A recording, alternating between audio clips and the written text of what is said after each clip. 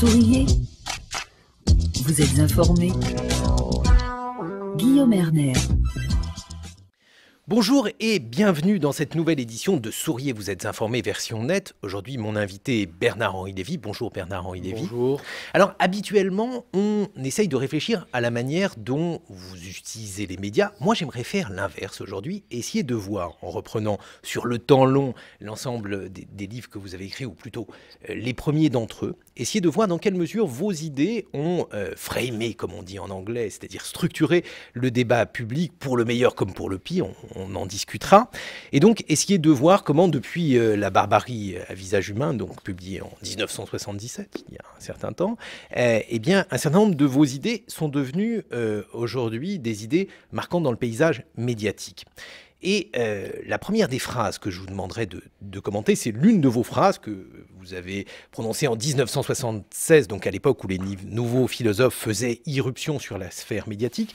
Et dans cette phrase, vous disiez en substance que l'ordre de la politique vous intéressait moins que la morale. Et finalement, ce que l'on pourrait retenir, en tout cas c'est la question que je vous pose, dans l'irruption des nouveaux philosophes, c'est le fait que la morale devient un objet incontournable dans le débat public. Est-ce que vous êtes d'accord avec ça, Bernard-Henri Lévy ? Ah oui, ça avait un sens à l'époque et ça en a toujours un aujourd'hui. À l'époque, ça avait un sens contre les arrangements politiques qui faisaient que l'on s'asseyait sur quelques dizaines de milliers de morts. En gros, 1976-77, c'était l'époque du programme commun, c'était l'époque où François Mitterrand, prêt à tout pour arriver au pouvoir, passait l'éponge sur les morts du goulag. Voilà. Avec une immoralité, avec un cynisme, avec une conception de l'indifférence des moyens aux fins qui me révoltait.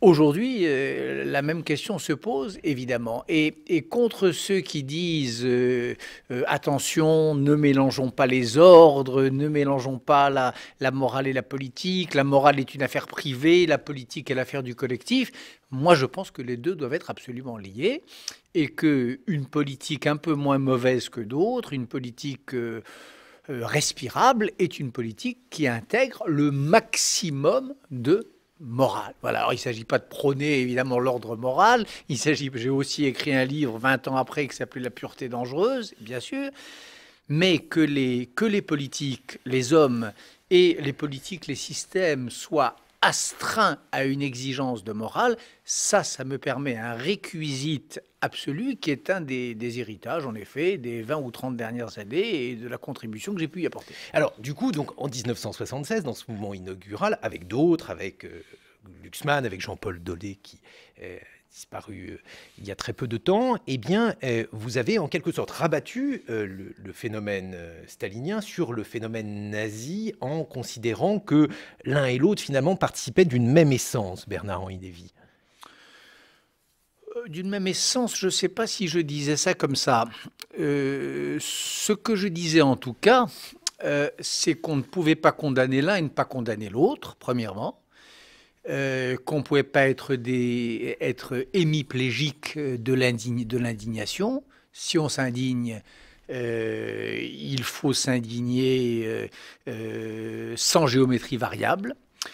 Et puis ce que je disais d'autre part, c'est qu'il y avait entre les deux totalitarismes, et puis aujourd'hui je dirais entre les trois, parce qu'il y a le fondamentalisme et l'islamisme radical, qu'il y avait tout un jeu de parenté et de différence, de ressemblance et de dissemblance, tout un jeu d'écart réglé qu'il fallait penser. Il y a les deux. Il y a des choses qui les distinguent, il y a des choses qui les rapprochent. Alors, prenons les choses qui les distinguent. Qu'est-ce qui, selon vous, distinguait le marxisme du nazisme ? Puisque, à l'époque, en fait, l'une de vos ambitions était de couper l'histoire de la gauche en deux, c'est ce que vous déclariez à Serge Pogam, et donc de faire donc ça remonte à cette époque, c'est-à-dire à 76, encore une fois, lorsque vous commencez à entrer dans le débat public, et donc vous essayez de démarxiser la gauche. Est-ce que ça, c'est une manière de résumer votre projet ? Non, c'était pas seulement démarxisé. D'abord, ce qui distingue les deux totalitarismes, c'est une chose, si j'ose dire, c'est la question de l'extermination et de la solution finale. Voilà, ça, je le disais à l'époque, je l'ai peut-être mieux dit dans les années qui ont suivi.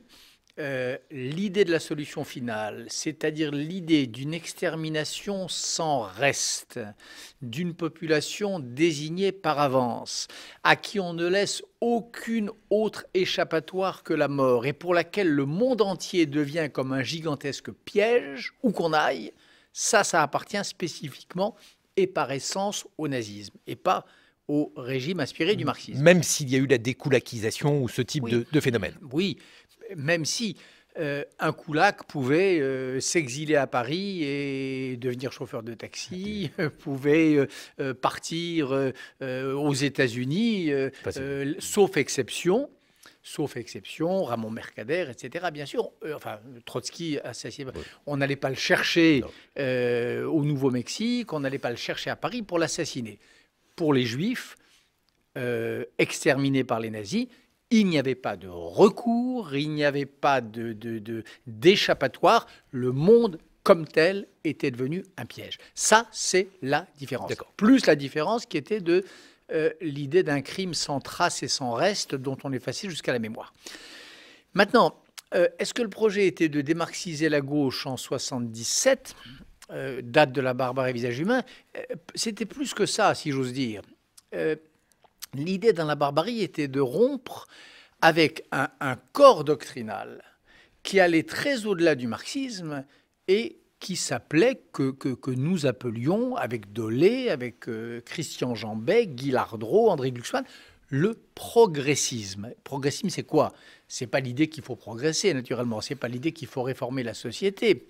Progressisme, ça veut dire l'idée d'une histoire qui s'acheminerait toute seule en vertu d'une sorte de providence laïque qui la guiderait en secret vers un bien inévitable. C'est ça le progressisme.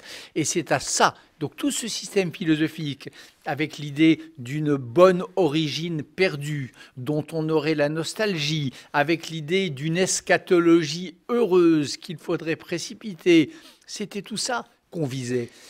Par-delà les régimes inspirés par le marxisme. Alors justement, vous aviez des mots extrêmement durs à l'égard de ce que vous appeliez le pseudo-progressisme à l'époque, Bernard-Henri Lévy, puisque vous disiez que le pseudo-progressisme était finalement la nouvelle forme, le nouveau visage des réactionnaires. Oui, il y avait même dans La barbarie à visage humain un chapitre qui s'appelait, si j'ai bonne mémoire, et j'ai assez bonne mémoire, qui s'appelait l'idée réactionnaire du progrès. Alors, l'idée réactionnaire du progrès. Ça voulait dire quoi? Pourquoi c'était réactionnaire? Parce que je considérais, et je considère toujours, je n'ai pas changé, que c'est au nom de cette idée d'un progrès inévitable, au nom de cette idée d'une histoire qui s'acheminerait vers le mieux, même quand on dort, qu'on empêche les hommes de se révolter, qu'on les empêche de s'indigner, qu'on leur dit « taisez-vous, l'histoire travaille pour vous ». Autrement dit, ce que je disais à l'époque, dans mon langage de l'époque, je disais que l'idée de progrès telle qu'elle a été pensée par la tradition post-hegelienne était une machine de raréfaction des révoltes, des indignations ou des résistances à nul autre pareil. Et que par conséquent, si on avait le souci qui était le nôtre à l'époque de non pas de raréfier, mais de multiplier, non pas de faire taire, mais de faire écho à la révolte des hommes contre l'oppression dont ils étaient victimes, il fallait se débarrasser de cette grande machine progressiste qui inscrivait l'histoire dans une espèce de grand optimisme béat, guidé par cette providence laïque dont je vous parlais tout à l'heure. Donc progressisme, à l'époque, oui, et je le pense toujours, hein, naturellement, idée réactionnaire. Alors, donc là, vous visiez évidemment une certaine forme de philosophie de l'histoire qui, à l'époque, était extrêmement dominante, qui ne l'est plus aujourd'hui, c'est-à-dire une forme d'hégélianisme. L'idée, finalement, qu'il y avait une raison à l'œuvre dans l'histoire et que celle-ci portait les hommes vers le mieux-être. Est-ce que c'est là aussi quelque chose qui reste au cœur de votre pensée? Est-ce que...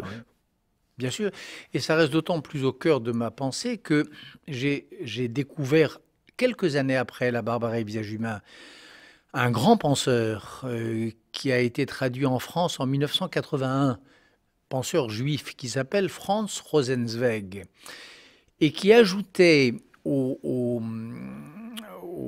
réquisitoire que j'instruisais dans la barbarie un grief essentiel, qui était le suivant, qui était le progressisme, c'est une machine qui dit aux hommes, même quand vous souffrez, même quand vous vivez un calvaire, même quand vous avez l'impression d'être les victimes de la grande machine historique, vous inquiétez pas, c'est dans l'ordre, c'est forcé, c'est une étape inévitable, malheureuse certes, puisque vous en êtes les victimes, mais inévitable du grand récit, de la grande odyssée de l'esprit ou de la matière, qui est en train, à travers vous et à travers votre pauvre cher supplicié, de s'aventurer vers le mieux. Donc, il y avait cette idée, il y aura cette idée de Rosenzweig dans les tranchées de la guerre de 1914, voyant des imbéciles heureux dire bien sûr, il y a des millions de morts, bien sûr, ces spectacles d'épouvante, mais la raison dans l'histoire se saisit d'eux et à leur insu, à travers eux, dans la glaise de leur corps supplicié, est en train de fabriquer un XXe siècle heureux. Rosenzweig dit non, voilà, moi je veux, contre toutes ces salades progressistes qui nous disent le mieux est toujours à l'œuvre comme une espèce de perle cachée dans l'ordure et dans l'excrément de l'histoire. Moi, dit Rosenzweig, je veux m'arrêter au spectacle et à la colère et à mon indignation contre le spectacle de ces malheureux envoyés à la boucherie. Donc ça, la boucherie n'est pas la raison dans l'histoire. S'arrêter à la première et ne pas se laisser bercer par la seconde, j'ai rien fait d'autre jusqu'à aujourd'hui. Alors, effectivement, puisque donc, vos livres, La barbarie à visage humain, Le Testament de Dieu, sont des livres pessimistes et des livres irrationalistes. Donc là aussi, au travers du progressisme, ce que vous visez, c'est la raison. Et là, vous avez des phrases également sans équivoque. Je vous cite par exemple, « L'État totalitaire, ce n'est pas les policiers, mais les savants au pouvoir. Ce n'est pas la répression brute, c'est la science et la rigueur », écriviez-vous dans La barbarie à visage humain. Donc ça veut dire que la raison était, selon vous, véritablement la responsable de, notamment des camps de concentration, mais aussi plus largement du marxisme. Est-ce que vous souscririez toujours à ce propos, Bernard-Henri Lévy ? Je le dirais peut-être pas de la même manière et certainement pas dans la langue exagérément lyrique et sans doute juvénile de ce premier livre. Mais l'idée qu'il y a un bon usage de la raison et un mauvais usage de la raison, bien sûr. Ah, bon usage. C'est-à-dire que ce n'est pas la raison en bloc que vous réfutez. Non, bien sûr que non. Je suis voltairien, je suis laïque, je crois à la nécessité du libre examen des textes. Je suis rationaliste comme le sont comme le sont les rabbins du Talmud, hein, qui ne cessent... Certains sont mais également... naturellement, mais je vous dis ça de manière exprès paradoxale, c'est-à-dire pour moi, le travail de la raison, le travail de l'intelligence, c'est celui qui consiste à ne jamais laisser un texte se reposer, une évidence se fossiliser, un cliché faire pierre dans nos esprits, c'est ce travail de l'intelligence sur elle-même. Maintenant, les savants au pouvoir, l'idée que les grandes machines de répression, elles se fabriquent à partir aussi de la science et d'une science devenue folle, cette idée-là, qui était la mienne à l'époque, que j'avais d'ailleurs, que je tenais en partie de mes maîtres, et notamment Michel Foucault, avec sa théorie encore à venir d'ailleurs de la gouvernementalité, avec sa théorie des biopouvoirs, avec son idée d'une société conçue comme un gigantesque hôpital général, avec son idée de société hyper médicalisée. Tout ça, oui, je crois que c'est parfaitement vrai. Et le combat que j'ai mené récemment, auquel j'ai contribué aux côtés de mon ami Jacques-Alain Miller, sur le front de la psychanalyse, mais pas seulement, contre l'idéologie de l'évaluation. L'idéologie de l'évaluation, l'idéologie de la quantité, l'idée que les humains, que nous nous acheminerions vers un type d'humanité où les humains seraient quantifiés. Qu'est-ce que c'est d'autre qu'une lutte encore contre les penchants criminels, pour parler comme un autre de mes amis, Jean-Claude Milner, les penchants criminels de la rationalité, et alors, de la raison. Et alors, le troisième point que l'on retrouve dans votre œuvre, et que là, on trouve ce point explicité dans le Testament de Dieu, vous appelez d'une part un État qui serait l'État du moins d'État possible, et tout ceci s'accompagne chez vous d'une relégation au second plan de la question sociale, ce qui, chez un intellectuel de gauche, représente une rupture avec les pratiques antérieures, Bernard-Henri Lévy. Relégation de la question sociale, je n'ai sauf une fois, mais c'est pas dans un livre, dans un propos rapporté par un excellent journaliste, donc il l'a sûrement rapporté fidèlement. Mais enfin, ce genre de propos qu'on jette comme ça dans la conversation, qui est Éric Eschiman de Libération, j'ai jamais théorisé la relégation de la question sociale. Je n'ai jamais théorisé cela, et je ne le ferai certainement pas. Ce que je pense simplement, c'est que la vie est... Enfin, chacun doit faire ce qu'il se sent d'abord le mieux disposé à faire, et ce dont il a le sentiment, à tort ou à raison, que ça se ferait moins bien sans lui. Et là-dessus, j'ai jamais varié. Sur la question sociale, il y a du monde. Sur certains des combats que j'ai menés depuis 20 ou 30 ans, il n'y a pas grand monde. Voilà. Donc c'est aussi simple que ça. Autrement dit, les 4 ou 5 ans, par exemple, pour parler d'un événement froid, les 4 ans, que j'ai passé avec la Bosnie au cœur, la Bosnie-Herzégovine, que j'ai passé à crier ma colère, mon indignation, et à crier également l'évidence d'une solution qui était bonne et qui était la nôtre, contre tous les experts et toutes les chancelleries, à savoir qu'il fallait arrêter les milices serbes et les arrêter par la force. Ça, il y avait si peu de monde pour le dire, on était quelques-uns, je n'étais pas seul, mais quand même pas tellement, qu'il était capital qui ne s'en perde pas un mot et que nous le disions avec force. Voilà. Alors au même moment, il y avait sur tel ou tel aspect de la question sociale des défilés à Paris, et c'était formidable. Mais alors, ça veut dire que vous souscrivez à cette critique sociale du monde contemporain aujourd'hui comme hier? Est-ce que ce qu'il y a d'étrange finalement dans votre trajet, c'est que vous êtes un élève d'Althusser, vous êtes élevé comme les gens de votre génération dans le marxisme le plus orthodoxe, et en tout cas avec Marx comme pierre angulaire de votre formation intellectuelle, Bernard-Henri Lévy, et pour autant, vous n'avez pas dans votre œuvre d'indignation morale sur le capitalisme. D'indignation morale sur le capitalisme, je ne sais pas ce que vous entendez par là, mais de remise en cause du capitalisme, exact. C'est-à-dire que je crois que à ce moment de notre histoire, à ce moment de ma vie, je pense que toute alternative globale au capitalisme nous plongerait dans un monde bien pire que celui qui nous est donné de vivre. Voilà. Je l'ai montré, je l'ai redémontré, c'est ma conviction, l'idée de casser en deux l'histoire, l'idée de tenter d'accoucher d'un modèle de société complètement différent. Je pense que ce serait reproduire les protocoles d'erreur des générations passées. En revanche, penser que ce capitalisme est injuste, penser qu'il est inéquitable, dire qu'il crée des situations révoltantes, ça, je passe mon temps à le dire. Je ne veux pas vous donner, mais je ne sais pas, ne serait-ce que dans le dernier livre de moi qui soit paru, qui s'appelait Pièce d'identité. Il y a un très long texte, il y a 50 ou 60 pages, 50 ou 60 pages, à propos du 150, du je ne sais plus quel anniversaire de la Croix-Rouge, sur la question sociale. En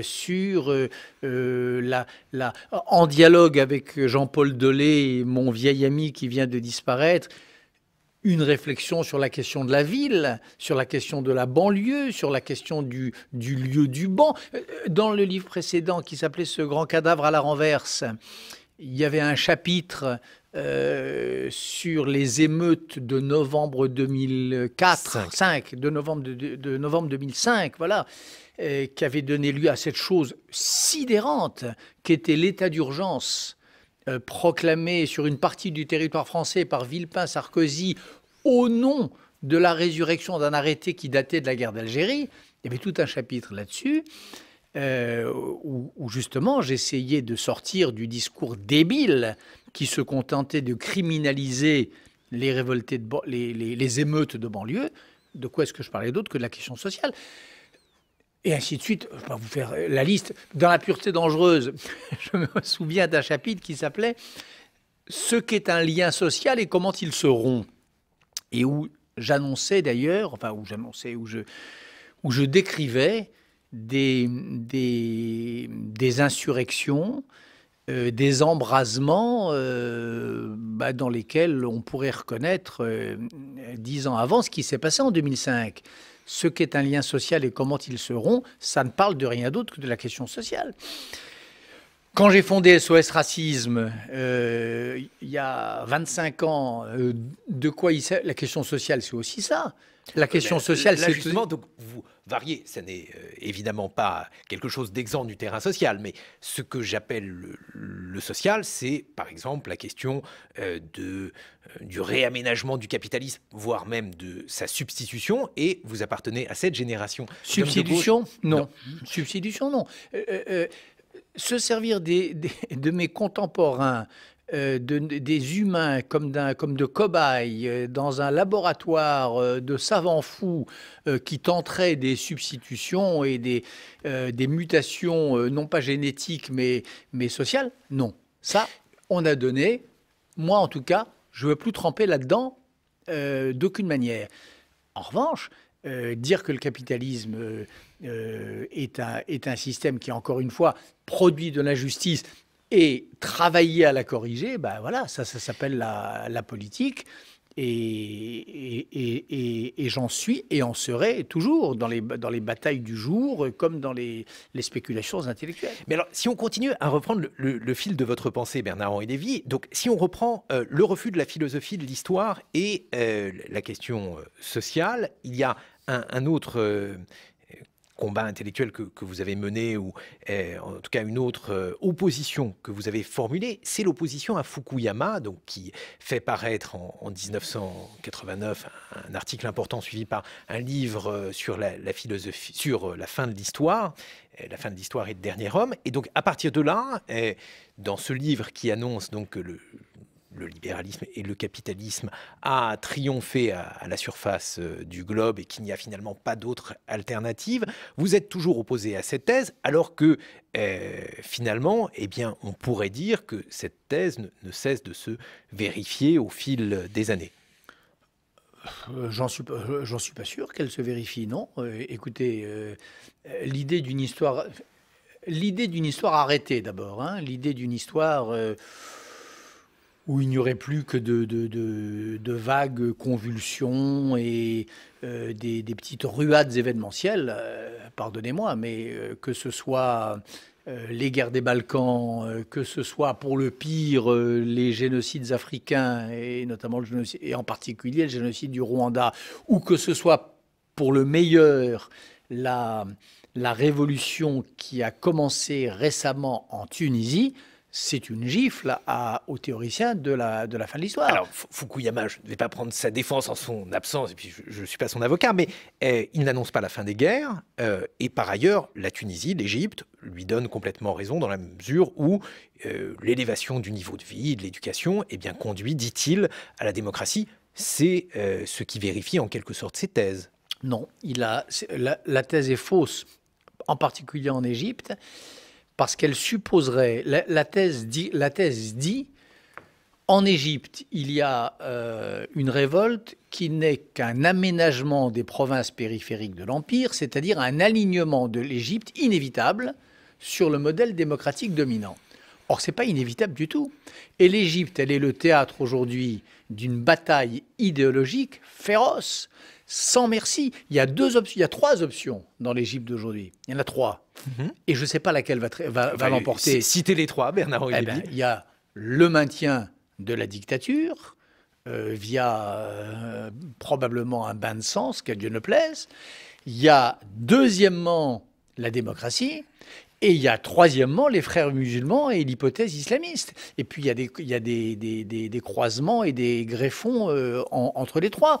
Le dialogue qui s'est instauré à l'heure où nous parlons entre la dictature, entre Moubarak et les frères musulmans sur le dos des démocrates, cet écrasement conjoint par la kleptocratie moubarakienne et par les fondamentalistes frères musulmans de la révolte de la jeunesse, des femmes et des démocrates égyptiens, ça donnerait quelque chose, si ça devait l'emporter, ce que je n'espère pas, ça donnerait quelque chose qui ne serait pas la démocratie libérale telle que la rêvent les démocrates égyptiens. Donc je veux vous dire par là que si vous prenez cet exemple de l'Égypte, c'est une situation instable, éminemment instable, où ça se bat, où il y a des grands courants profonds qui sont mobilisés et qui donneront des affrontements idéologiques qui ne feront pas de quartier. Mais alors, précisément, vous revenez sur l'islamisme au sujet de l'Égypte. On en avait parlé tout à l'heure. Est-ce que pour vous, Bernard-Henri Lévy, l'islamisme est le danger qui remplace ce que le communisme et le nazisme ont été? Je ne dis pas que ça remplace, mais je dis, de même que je vous disais tout à l'heure qu'il y avait tronc commun et dissemblance et ressemblance, jeu réglé d'écart entre le nazisme et le communisme, je dirais pareil pour l'islamisme. L'islamisme ressemble par bien des traits aux deux totalitarismes précédents. Lesquels? Et ils sont distincts par d'autres. Par exemple, l'idée, le concept, alors là, qui est central dans le travail que j'essaie de mener depuis 30 ans, l'idée de volonté, l'idée de pureté. Voilà, l'idée de pureté. L'idée de se débarrasser, d'éliminer, de liquider dans les sociétés ce qui fait tache, ce qui fait grumeau, ce qui témoigne de la différence ou de la négativité. Mais se débarrasser là, de tout ça. De quel islam parlez-vous? Parce que l'islam, je parle premièrement d'un islam qui refuse de lire les textes, qui se contente de les répéter et pas de les lire, premièrement. Je pense, deuxièmement, à un islam qui s'est lui-même greffé sur une tradition mal digérée, qui est la tradition des fascismes des années 30. Parce que ce qu'on ne dit pas assez sur les frères musulmans, par exemple, c'est qu'ils sont la dernière perle lâchée par cette huître-là, qui était l'huître des fascismes allemands et italiens des années 30, en tout cas allemands. Ce qu'on ne dit pas assez, c'est que ce travail de dénazification que l'Europe a opéré très lentement, mal pour la France, avec un retard incroyable, il y a un pays où le retard est encore plus grand et où la dénazification, une région du monde, et où la dénazification n'a pas été entreprise pour la bonne raison qu'elle est réputée, cette région du monde, immune au nazisme. C'est la partie du monde arabe qui en a été infectée, et notamment l'Égypte. Quand Al-Banna fonde les frères musulmans, quand les frères musulmans défilent quelques années plus tard dans les rues du Caire en uniforme adapté du rituel nazi, c'est bien de ça qu'il s'agit. Donc, il y a deux islams, c'est ce que je me tue à dire depuis 10 ans et même davantage. Il y a un islam des droits de l'homme, de la démocratie, des Lumières, celui que prône, celui pour lequel se battent et celui pour lequel sont morts les révoltés égyptiens de la place Tahrir ces dernières semaines, il y a cet islam-là, qui est un islam dont seuls les imbéciles nous disent qu'il est incompatible avec la démocratie. Il est parfaitement compatible, il est totalement capable de faire cet aggiornamento qu'ont fait des autres monothéismes et qu'il a déjà fait à d'autres moments de son histoire et qu'il est en train de faire sous nos yeux.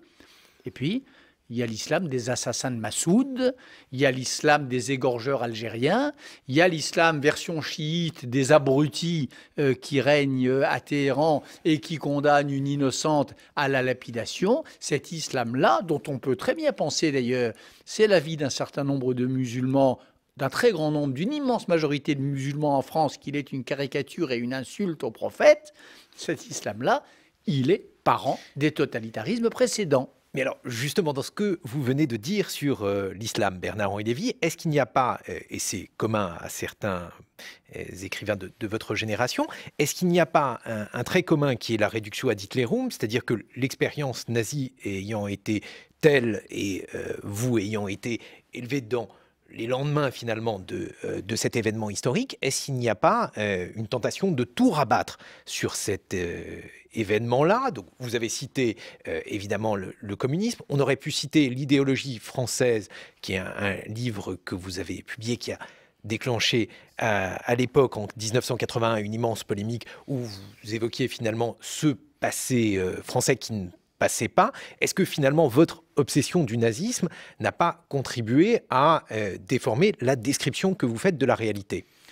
Mais moi je suis obsédé par le nazisme dans l'exacte mesure où l'époque est hantée par lui. Aujourd'hui, je ne pense pas qu'un pays comme la France a fait avec beaucoup de retard le boulot. Il l'a fait. Je suis beaucoup moins obsédé par le nazisme que je ne l'ai été dans les années, au début des années 80. Voilà, c'est pas l'obsession, elle n'est pas dans ma tête. L'obsession, elle était à l'époque dans la société française. Il y avait à l'époque un cadavre dans le placard français qui gigotait dans le placard, mais que personne ne voulait entendre, qui s'appelait en effet le fascisme. D'ailleurs, c'était pas le nazisme. Je faisais la distinction, qui était le fascisme français. Oh, c'était pire, puisqu'on considérait que vous considériez que le fascisme français était en quelque sorte le laboratoire du nazisme qui allait suivre. Donc vous chargiez encore la barque. Oui, je chargeais un peu la barque, oui. Mais bien sûr, je démontrais dans l'idéologie française qu'il y avait une longue histoire où la France était loin d'être en position épigonale, où la France avait été en position matricielle, bien sûr. Alors, il y a eu l'idéologie française, il y a eu le chagrin et la pitié, il y a eu beaucoup de choses qui font que il y a eu Chirac au Veldiv en 1980. Je ne me souviens plus de la date exacte. Voilà, 17, 18, je ne sais pas. Enfin, bref, il y a eu le magnifique discours de Chirac au Veldiv reconnaissant la responsabilité de l'État français dans la déportation des Juifs. Il y a eu le travail des Klarsfeld, pour lesquels Laurent Dispo réclame dans le dernier numéro de la Règle du jeu le prix Nobel de la paix. Il y a eu tout un travail qui fait que dans notre pays, par exemple, il y a lieu d'être moins obsédé par l'hitlérisme parce que la France et le fantôme commence d'être relégué vraiment à la lisière de notre société. Donc ça, c'est pour la France. Pour le reste, est-ce que le fait de voir un lien qui existe historiquement entre certaines parties, enfin le grand mufti de Jérusalem et le nazisme, ces liens historiques sont indéniables, mais est-ce que pour autant, le fait de plaquer le nazisme comme grille de lecture sur l'islamisme... Les liens historiques sont indéniables, alors qu'on arrête de les nier, qu'on les pense, Ah non, excusez-moi. Quand j'écoute Tariq Ramadan... Il faut tendre l'oreille. Faut tendre l'oreille? Non, il ne faut pas tendre l'oreille. Je l'entendais encore l'autre jour parler de l'Égypte sur une grande radio, peut-être la vôtre. Non, pas votre émission, mais une grande radio nationale. Non. Tariq Ramadan, qui ne renie pas l'héritage des frères musulmans, demandez-lui s'il considère que l'acte de baptême des frères musulmans, le lieu de baptême, l'eau baptismale des frères musulmans a été le nazisme, a été l'effet induit dans le monde arabe par l'ébranlement nazi européen. Et si cela doit, comme je le pense, être pensé pour s'en défaire. Je ne crois pas qu'il le dira. Donc, si c'est indéniable, il ne faut pas le nier. Si c'est vrai, il faut le penser. Si Husseini, si les frères musulmans, si le Hamas, branche palestinienne des frères musulmans, si toute une partie de l'idéologie baassiste, celle de l'Irak d'autrefois et celle de la Syrie d'aujourd'hui, a partie liée avec ce corps de doctrine-là, ben, mon Dieu, il faut le dire. Or, l'idéologie officielle de cette région du monde consiste à dire le fascisme a été une affaire européenne, rien à voir avec nous, le monde arabe. Et c'est même d'ailleurs le grand argument brandi par certains lorsqu'ils disent ce fameux argument, pourquoi est-ce qu'on a fait Israël dans cette région du monde? Pourquoi est-ce qu'on ne l'a pas fait en Bavière? On a créé Israël pour se déculpabiliser de la solution finale, ce qui d'ailleurs est très vite dit, mais dans ce cas-là, il fallait le faire en Europe. Et le grand argument, c'est que le monde arabe est la seule partie de la planète qui a été épargnée par cette bourrasque noire. Ben, c'est pas vrai. Voilà. Donc, comme c'est pas vrai, il faut le dire. Et vraiment, vraiment, j'espère de tout mon cœur, mais ça, elle est en train de s'écrire, place Tahrir au Caire.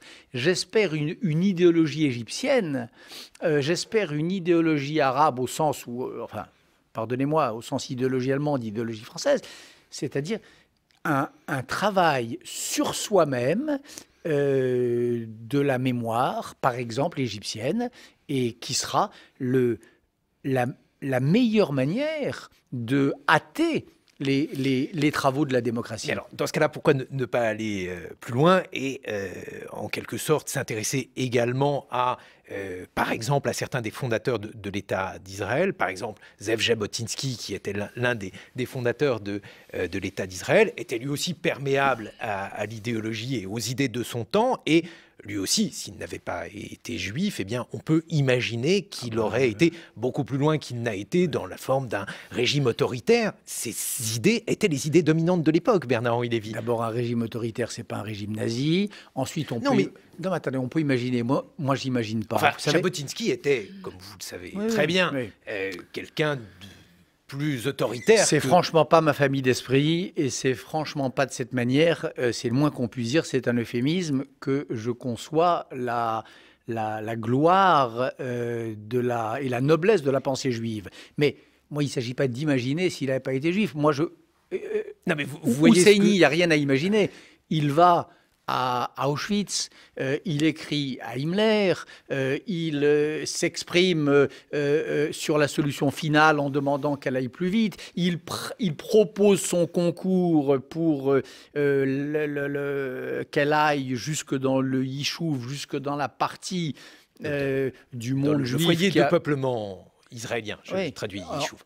Ancêtre de l'État, ancêtre à quelques années près de l'État d'Israël. Donc là, il ne s'agit pas d'imaginer. D'accord. Là, c'est des faits. Alors, ne faisons pas de politique fiction. Regardons juste les faits, mais y compris les nouveaux historiens israéliens, donc cette nouvelle génération d'historiens israéliens qui regardent cette histoire-là, voit la place du nationalisme, et de la même façon qu'on peut voir dans l'islamisme des traces donc de fascisme, est-ce qu'on ne pourrait pas voir dans la formation l'État hébreu, eh bien, une trace du nationalisme, y compris juif, s'il n'y a pas de raison que les juifs en soient exempts, jusqu'à l'état actuel d'Israël, avec ce que certains voient, observent, analysent comme étant une situation d'apartheid, Bernard-Henri Lévy. Est-ce que ça n'est pas, en quelque sorte, une tache aveugle sur votre rétine? Attendez, il n'y a pas de tache aveugle. Il n'y a pas de tache aveugle. Apartheid, non. Je suis opposé, à la politique de settlements, de construction d'immeubles dans les territoires occupés par Israël depuis 1967. Bien. Et je le dis ça depuis 1969. J'ai fait un premier texte en 1969 dans la revue de Clara Alter qui s'appelait Éléments, où je le disais. Bien, je suis opposé à cela. Je suis partisan d'un État palestinien, souverain, depuis très longtemps. Mais je veux pas qu'on... Depuis le premier jour, depuis que j'ai 20 ans. Mais je veux pas qu'on dise n'importe quoi. Apartheid, c'est pas le cas. C'est pas le cas en Israël, où il y a une très importante minorité d'Israéliens arabes et musulmans qui jouissent de tous les droits citoyens. Après, il y a de la lutte des classes, il y a de la pauvreté, il y a des inégalités de développement. Ça fait partie des iniquités du système capitaliste dont nous parlions tout à l'heure. Mais ce n'est pas de l'apartheid. Quand on a des députés à la Knesset, quand on a le droit absolu de manifester, de s'exprimer, quand on vit dans un pays qui est le seul où il y a une presse arabe libre et libre de s'exprimer comme elle l'entend, on n'est pas dans l'apartheid. Et quant au territoire occupé, qu'il faut libérer, je le dis depuis 40 ans, de toute urgence, c'est pas non plus une situation d'apartheid. Et c'est pas une situation d'apartheid pour la bonne raison que c'est une situation provisoire. Vous savez, je veux pas, il s'agit pas de défendre Israël à tout prix. Et bien sûr que non. Et je suis le premier quand ça va pas, à le dire et à le dire avec force. Mais enfin, dans l'histoire des guerres et des paix, dans l'histoire des relations internationales, la plupart du temps, quand un pays est agressé par une coalition d'autres, et qu'après cette agression, comme ça s'est passé en 67, en se défendant, il prend des territoires. Attendez, il les annexe. Et là, alors on peut parler, on entre dans des problèmes très compliqués qui peuvent déboucher sur des situations d'apartheid. Ce n'est pas le cas de la Cisjordanie. Elle n'est pas annexée. La Cisjordanie, elle n'appartient pas à Israël. Il y a une majorité d'Israéliens aujourd'hui pour penser qu'elle doit être le territoire de l'État palestinien désiré. Ça, c'est pour la situation en Cisjordanie. Pour la situation des Gazaouites, Bernard-Henri Lévy. Apartheid où Là, on n'est plus dans une situation d'apartheid. On est dans une situation de blocus commun aux frontières israéliennes et aux frontières égyptiennes. Écoutez, arrêt des roquettes, arrêt du blocus.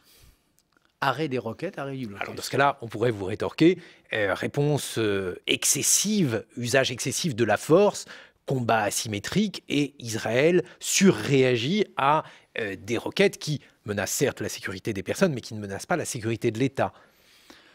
Oui, mais alors attendez, dans l'optique qui est la mienne et que vous évoquiez tout à l'heure, où je ne fétichise pas l'État, la sécurité des personnes, pour moi, vous savez, je ne sais pas si ça vous est arrivé, peut-être, allez faire un tour à Sderot. C'est une ville israélienne qui a vécu pendant des mois et des mois sous une pluie de roquettes, qu'on nous présente comme des petites croquettes de rien du tout, qui rendent la vie tout simplement impossible, qui sont une atteinte intolérable à une attaque contre les civils qui est assimilable à un crime de guerre. Alors, c'est pas parce que les Israéliens s'en protègent, c'est pas parce qu'ils vivent dans des bunkers, parce qu'ils ont souci de la vie humaine, comme les Palestiniens d'ailleurs, bien sûr. C'est pas parce que ils construisent des espèces comme des abribus bétonnés entre lesquels ils courent quand ils vont faire les courses pour ne pas risquer de prendre la roquette sur la figure. Autrement dit, ça n'est pas parce qu'ils se font en sorte que les dégâts soient minimums qu'il faut penser que la menace n'existe pas. C'est intolérable. Les Israéliens sont sortis de Gaza. La réponse du gouvernement du Hamas a été « on bombarde ». Et ça n'est qu'une étape vers la victoire finale qui doit être la réunification de toute la Palestine. Ben écoutez, non, ça c'est pas comme ça que ça marche.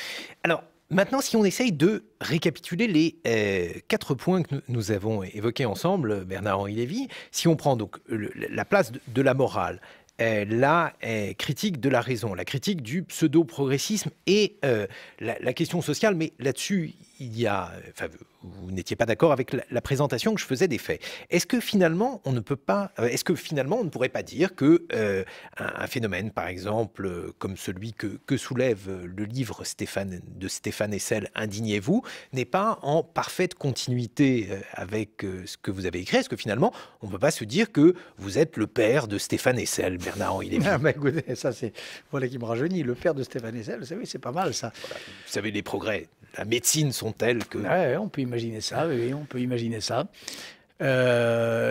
Écoutez, en tout cas, ce que je peux vous dire, c'est que j'ai lu le livre de Stéphane Hessel, il y a quelques phrases qui sont pour moi inacceptables. Lesquelles? Sur précisément ce dont nous parlions là, c'est-à-dire la question israélienne. Cet unilatéralisme de l'indignation sur la question israélo-palestinienne. Voilà. Je crois que c'est un problème tellement complexe, qu'on ne peut pas s'indigner unilatéralement. Moi, je veux bien m'indigner sur la politique dite de colonisation, mais je m'indigne au moins autant et bien davantage sur la chape de plomb que le Hamas fait peser sur les citoyens de Gaza et la pluie de roquettes qu'ils font tomber sur les civils israéliens. Faut pas, quand on s'indigne, pour le reste, je trouve que Stéphane Hessel est un personnage extraordinairement sympathique. Et à part cette page-là de son livre, ou ces 2-3 pages de son livre, moi, je souscris à l'esprit, en tout cas, de sa révolte et de son cri de colère. Oui, parce que l'esprit, je pars du postulat que c'est le vôtre, mais pour le reste, la mise en application, il y a un autre point, à mon avis, sur lequel vous n'êtes pas d'accord avec Stéphane Hessel, c'est sa critique du capitalisme, puisque lui n'est pas favorable à une simple régulation du capitalisme. Il est favorable à son renversement, Bernard-Henri Lévy. Est-ce qu'il le dit comme ça? En tout cas, il dit que le capitalisme financier est... Il a raison. Mais attendez, mais moi je suis pour une réforme, mais profonde, du capitalisme financier. Je pense que le capitalisme marche sur la tête, qu'il est devenu fou, et qu'il y a des mesures, mais drastiques à prendre sur régulant cette forme nouvelle de capitalisme dont la matrice a accouché. Bien sûr, le fonctionnement des banques, la confusion entre banques de dépôt et banques d'investissement, les fameuses ventes à découvert qui ne produisent aucune espèce de richesse ou de valeur et qui n'ambitionnent que d'en détruire, le fonctionnement spéculatif des marchés et du marché des monnaies. Moi, je plaide depuis très longtemps, par exemple, pour l'adoption du principe de la proposition de M. Tobin, taxe, non pas sur les échanges d'actions d'ailleurs, dans l'esprit de Tobin, je suis d'ailleurs peut-être pour un élargissement, mais taxe sur les échanges de monnaie, sur l'échange entre les monnaies. Bien sûr que je pense qu'il faut, sur tous ces points-là, un travail en profondeur et qu'on ne peut pas laisser les bonus se rajouter aux bonus et qu'on ne peut pas laisser les produits financiers sophistiqués tourner les règles du capitalisme lui-même et le miner de l'intérieur. Alors là, il faudrait aujourd'hui un Marx pour montrer comment la vraie dialectique, celle qui travaille dans les flancs d'un système à le corrompre et à le détruire, c'est ces financiers de Wall Street ou de la City ou de la bourse française qui en sont les agents et qui sont en train de détruire le capitalisme de l'intérieur, évidemment. Et pour ça, il faut en effet une concertation internationale. Il faudrait que Obama, Sarkozy, Merkel se donnent la main. Ce sera peut-être le cas dans les mois qui viennent et proposent une refonte très profonde du système. Ça, je suis d'accord là-dessus. Mais alors, donc, pour la question capitaliste, voilà votre réponse. Pour la question israélo-palestinienne, chez Stéphane Hessel, est-ce que finalement, vous ne voyez pas les limites de la place que vous avez accordée au moralisme en politique? C'est-à-dire que vous n'êtes tout simplement pas d'accord sur les principales victimes du conflit. Lui, il considère que ce sont les Palestiniens. Vous considérez que ce sont les Israéliens habitants des rocs qui sont sous le coup des roquettes. Est-ce que finalement... vous ne voyez pas au travers de cet exemple que la lecture compassionnelle seule des événements ne peut pas suffire, Bernard-Henri Lévy? Moi, je n'ai pas de lecture compassionnelle. C'est pas, vous m'y avez conduit. Moi, je suis là, pour le coup, pour une solution politique tenant compte d'un minimum d'exigences morales. Et cette solution politique, c'est quoi? C'est une solution de double reconnaissance. C'est la reconnaissance par Israël d'un État palestinien, avec reconnaissance par les Palestiniens de la légitimité et des frontières d'Israël. Comprenez, je vois la campagne dite BDS, boycott, désinvestissement, sanctions, boycott contre Israël. Il y a encore dans cette mouvance toute une foule de gens qui continuent, alors soit de prôner comme si de rien n'était, pensant, et ils ont raison, qu'ils ont avec eux toutes les bien-pensances, le retour des réfugiés en Israël, c'est-à-dire le retour de millions de descendants des Palestiniens partis en 1948, qui ferait qu'Israël deviendrait un État à majorité palestinienne. Symétrique, disent-ils, du droit au retour des Juifs en Israël. Je vous dis, laissez-moi finir mon raisonnement. Dans le BDS, vous avez deux catégories de gens. Vous avez des gens qui sont partisans d'un grand État binational, démocratique, laïque, où on ne ferait plus exception de personne ni de religion, où arabes et juifs vivraient en bonne intelligence, comme probablement en Égypte sous Nasser, en Irak sous Saddam Hussein et en Syrie sous Hafez al-Assad et son fils. Première solution, grand État binational. Deuxième solution, deux États, mais avec retour des réfugiés dans l'État d'Israël. Autrement dit, deux États palestiniens. Donc soit un État binational, dont on sait ce que dans la région il donnerait, soit deux États à majorité palestinienne, l'un en Cisjordanie et l'autre en Israël. C'est pas sérieux. Ça veut dire que l'on est en train de tricher avec les principes. On est en train de tricher avec le principe de la double reconnaissance. On est en train de tricher avec l'idée d'un État fondé sur les principes de cette belle idéologie qu'est le sionisme, qui est une belle idée, le sionisme, et d'un État fondé sur cette belle idée qu'est l'idée d'un État palestinien, qui est l'idée d'une nation palestinienne née dans qui a des racines très anciennes, mais qui est née aussi très largement dans la détresse et dans la souffrance, mais qui aujourd'hui existe, qui est un fait et qu'il faut respecter comme tel. Il y a là deux belles idées, elles doivent cohabiter, coexister, échanger, finir par engendrer de l'amour ou de l'amitié entre les peuples, mais ces deux idées, on ne peut pas faire comme si, on ne peut pas, par une espèce de tour de passe-passe ou d'effet de bonneteau, faire en sorte qu'il n'y en ait qu'une. Voilà. Donc ça, c'est une réflexion au niveau des principes. Au niveau concret, est-ce que vous auriez empêché Stéphane Hessel de participer à une conférence à l'école normale supérieure, comme l'a fait la directrice de l'école, Monique Cantos-Perber, Bernard-Henri Lévy? Écoutez, je ne sais pas ce qu'a fait Monique Cantos-Perber. La conférence a été annulée. Oui, moi je ne suis pas d'accord. Moi je pense que, vous savez, moi j'ai connu l'école à une époque où il y avait des choses, où il s'y disait des choses autrement plus choquantes que ce qu'aurait dit ce vieux monsieur par ailleurs convenable, qui est Stéphane Hessel. Bien sûr qu'il ne fallait pas interdire, il fallait débattre. Moi, si j'avais su, j'étais aux États-Unis, mais si j'avais su que cette conférence existait, j'aurais plutôt proposé de m'y joindre et de discuter avec Stéphane Hessel. Je ne discute pas avec n'importe qui. Hein. Je discute avec qui n'auriez-vous pas discuté, Bernard-Henri Lévy? Je ne sais pas, mais il y a des... Tariq Ramadan? Oui, Tariq Ramadan, je n'ai jamais voulu discuter avec lui parce que... Oui, bien sûr, parce que je considère que ça n'est pas un débatteur de bonne foi.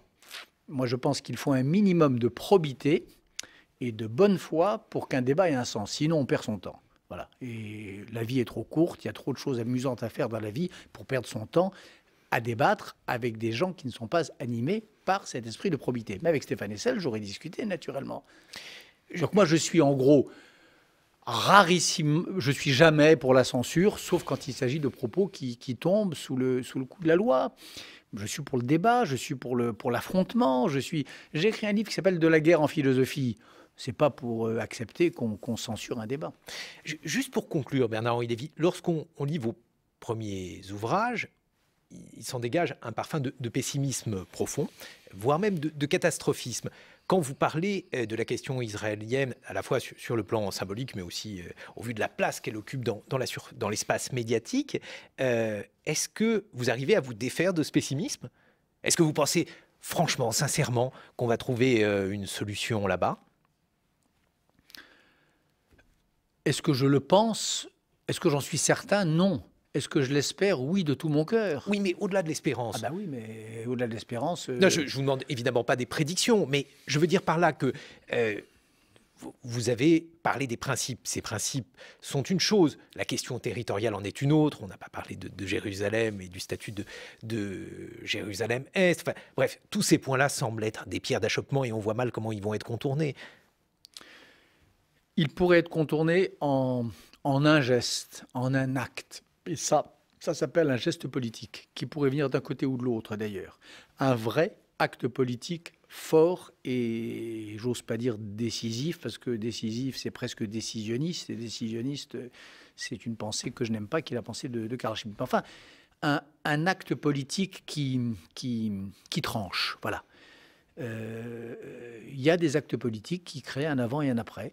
Quand Anwar el-Sadat vient rencontrer Begin et signer la paix avec l'Égypte, c'est un acte politique de ce genre.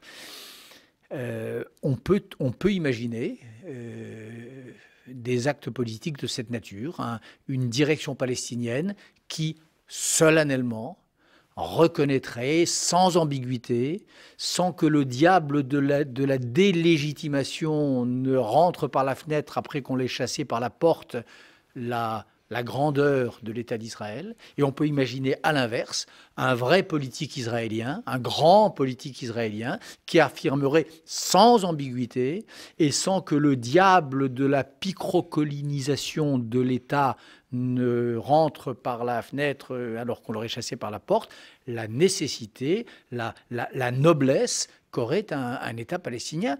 On peut imaginer ça tient au rapport des forces, bien sûr, mais aussi au tempérament des hommes. Moi, je rêve d'un responsable israélien ou d'un responsable palestinien qui, ensemble, ou chacun de son côté, tiennent un propos de ce genre, un acte de reconnaissance unilatéral par Israël, mais un acte de salut, pas de reconnaissance, à la nation palestinienne et à son État. Mais clair, sans discussion, sans embâge. Les discussions viendront après, mais un acte de principe. Et pareil de l'autre côté, bien sûr, pareil de l'autre côté, mais pas ces espèces d'un pas en avant, un pas en arrière, pas cette façon d'être à l'écoute de toutes les rumeurs à la fois, les chancelleries, la rue et la démagogie, les alliances politiques, la peur de se faire assassiner, enfin tout ça, voilà. Il y a une grandeur de la politique quand elle accepte de trancher dans l'impossible, dans ce qui apparaît, ou dans le tragique. Le tragique, c'est quand on est dans une situation qui est apparemment sans issue, parce qu'on a deux partenaires, par exemple, dont les titres de légitimité sont aussi incontestables l'un que l'autre, quand on ne peut pas trancher. C'est ça le tragique. Le contraire du tragique, c'est la dialectique, c'est quand il y a un troisième terme. Le tragique, c'est quand il y en a deux, et quand on est renvoyé de l'un à l'autre dans une espèce de tourniquet sans fin. Situation dans laquelle se trouve d'ailleurs un voyageur qui se rendrait aujourd'hui en Palestine ou en Israël. Il est dans cette situation permanente. On devient fou quand on réfléchit à ce... Enfin, on devient fou. On est saisi de vertige quand on réfléchit à cette question. Moi-même, je me souviens au moment du plan de Genève, le plan de Genève le plan de paix initié par l'Israélien. Le plan de paix officieux, proposé par aucun gouvernement. Oui, qui était proposé par des personnalités de la société civile israélienne, en particulier M. Beilin, et palestinienne, M. Abdel Rabo. Je me rappelle comment, quand je parlais avec l'un et comment, quand je parlais avec l'autre, j'étais saisi par la vérité, la profondeur de ce qu'ils disaient l'un et l'autre, l'un comme l'autre. Voilà. Alors, arriver à penser ces deux choses-là ensemble, c'est très difficile.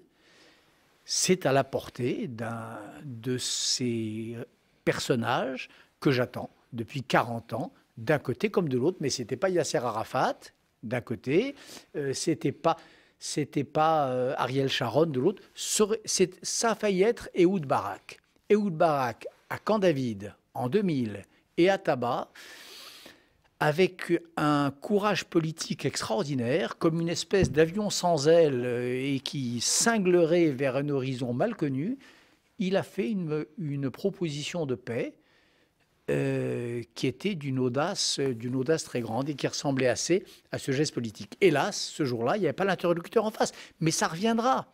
Ça reviendra, peut-être dans le sens inverse. C'est peut-être un responsable palestinien qui aura le courage qu'a eu Barak en 2000. Je m'en fous. L'un ou l'autre, c'est pas le problème. Moi, je rêve dans cette région du monde qui a tout pour être une espèce de zone de développement, qui a tout pour aller dans le sens de ce vent de démocratie, je pense, alors là, à la Palestine, qui existe en Israël et qui est en train de naître en Tunisie, en Égypte, je rêve évidemment de cette paix. Bon, bah écoutez, on espère qu'on verra ça avant l'arrivée du Messie. Merci beaucoup, Bernard-Henri Lévy, d'avoir été avec nous ce matin.